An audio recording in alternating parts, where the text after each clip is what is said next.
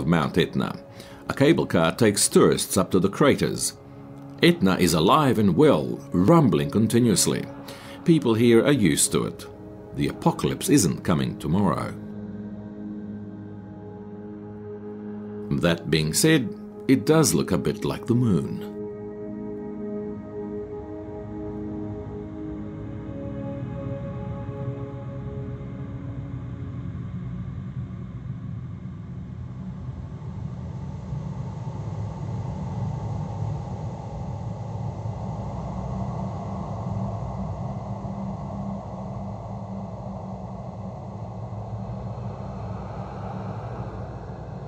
One island stands out strikingly in the Tyrrhenian Sea, Stromboli.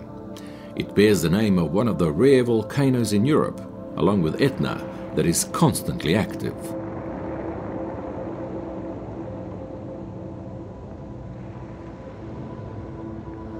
In a nearly continuous state of eruption for the past 2,000 years, Stromboli's activity peaked on September 11th, 1930. Chunks of rock weighing over 30 tons were projected into the air and fell in a 3-kilometer radius.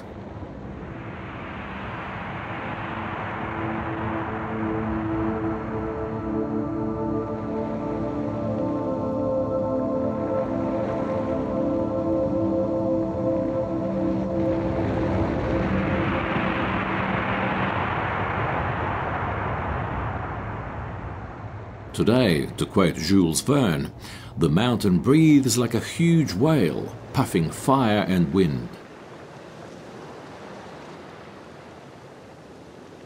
Despite lava flows and the risk of tsunamis, explosions and eruptions, despite landslides and the scent of sulfur, the island of Stromboli is still inhabited.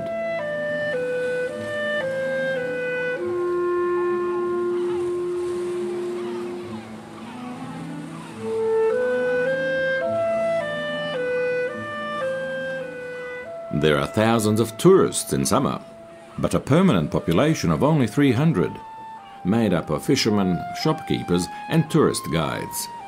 They're gathered in 2 villages that lie more or less out of harm's way. In late 2002, Stromboli was rocked by a tremor so strong its population had to be evacuated by boat. 40 diehards refused to go. The rest were taken to the neighbouring Aeolian Islands, but they've since returned. Stromboli is one of 7 islands in the Aeolian archipelago.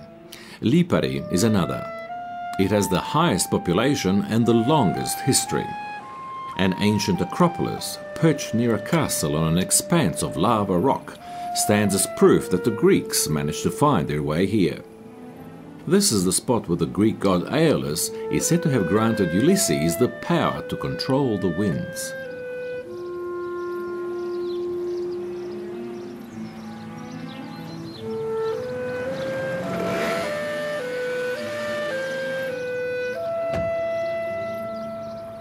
The eternal legends haven't been driven away by the Vespers and the tourists. The myth is kept alive here and is much appreciated by visitors to the island.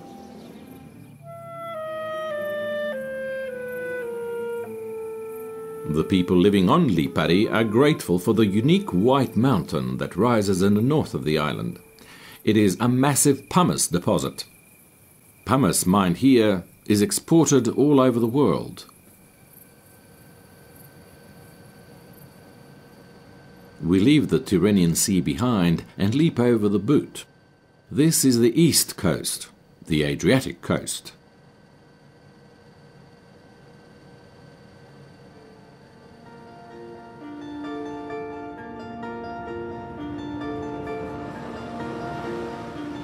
Apulia, a different side to Italy, other landscapes and other maritime cultures.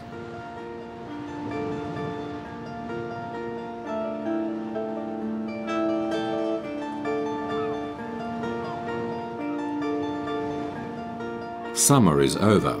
The beaches of Pescara are already deserted. It's time to get ready for winter and to remove the thatching from the beach umbrellas. In 6 months, summer will be back and ice creams will sell like hotcakes again.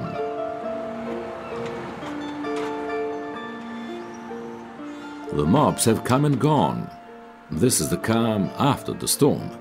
This beach was jam-packed from mid-July through August. Now the terraces are abandoned, their curtains drawn. Such is the fate of resort towns along the Adriatic. Either they're overcrowded or deserted. As we head north, we encounter more and more highways and railroads. This is no doubt